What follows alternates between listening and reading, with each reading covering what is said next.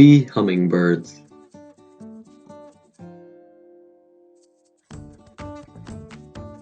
The bee hummingbird is the world's smallest bird, with a wingspan of 3.3 centimeters and a length of 5 to 6 centimeters.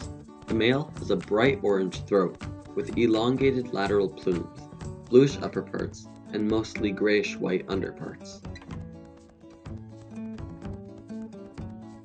Bee hummingbirds are solitary and are very territorial on their feeding areas and aggressively chase away intruders.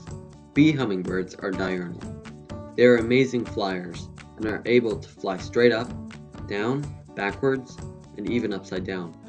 Bee hummingbirds communicate with high-pitched songs, squeaking and twittering sounds. Bee hummingbirds live around 7 to 10 years. Bee hummingbirds are nectarivores and feed on the nectar of different flowers. They also occasionally eat insects and spiders.